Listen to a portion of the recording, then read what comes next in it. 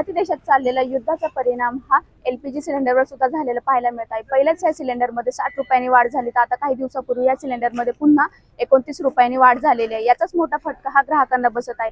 आणि आधी उज्ज्वला योजनेमध्ये 9 सिलेंडर सबसिडी प्लस 300 रुपये सबसिडी मिळत होती, पण आता याच 9 सिलेंडरवर केंद्र सरकारने कपात करून हे 4 सिलेंडर ग्राहकांना मिळत आहे। याच्यावर बोलण्यासाठी आपल्यासोबत काही ग्राहक आहेत। काय सांगाल, तुम्हाला पहिले हे 9 याच्यात उज्ज्वला योजनेमध्ये 9 सिलेंडर मिळत होते आणि आता हे 4 वरच आणून ठेवलंय, ते पूर्ण बंद करावं सरकारने, संपूर्ण बंद करून टाकायचं। आणि असं का म्हणताय तुम्ही? हा, हे जगूनच द्यायचं नाही सर्वसामान्यांना, काय हे सरकारचं धोरण आहे। आणि आता पहिले 60 रुपयांनी गॅस वाढवलं होतं आणि आता परत 29 रुपयांनी वाढवलं, याचा मोठा फटका तुम्हाला बसत आहे का? सरकार म्हणते टप्प्याटप्प्याने महागाई वाढणार नाही, टप्प्याटप्प्याने वाढ चालली। आणि हे आखाती युद्ध जोपर्यंत थांबत नाही, असेच रेट वाढत राहतील, तर याचाच तुम्हाला खिशाला आर्थिक कात्री पडणार आहे का? हा, कात्री पडणारच नाही, कारण सरकार सगळ्या जगालाच ते चाललेलं आहे।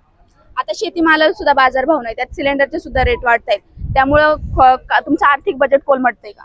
15 वर्षापूर्वी कांदा 15 रुपयांनी जात होता, आजही कांदा 15 रुपयांनी जातोय। खत औषधांच्या किमती किती वाढल्या त्याच्यावर कोण गांभीर्याने विचार करतच नाही ना सरकार।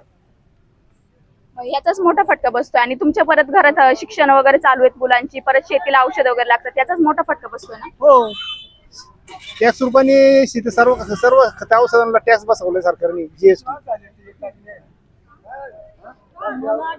एकतर शेतीमालाला बाजारभाव नाही, त्याच्यात जो सिलेंडर मिळतो तो सुद्धा 29 रुपयांनी वाढवलाय। जो उज्ज्वला मध्ये 9 सिलेंडर मिळत होते त्याची कपात करून आता 4 सिलेंडरवर आणलेली आहे। याचाच मोठा फटका हा ग्राहकांना बसत आहे। त्यांच्या खिशाला सुद्धा मोठी कात्री लागताना आपल्याला पाहायला मिळत आहे। नीलम चापुडे, LS मराठी, आंबेगाव, पुणे।